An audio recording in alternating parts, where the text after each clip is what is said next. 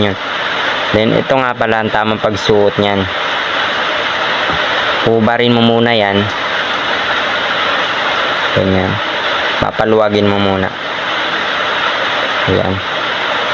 Tapos kukuha ka nito. Kikita mo naman yan, oh. Ayan.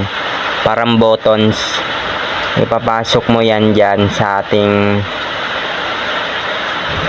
dyan sa coil. Tapos ipapasok mo din to.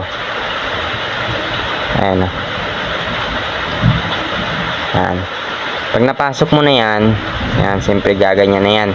Titingnan mo guys yung kung anong lalim nito.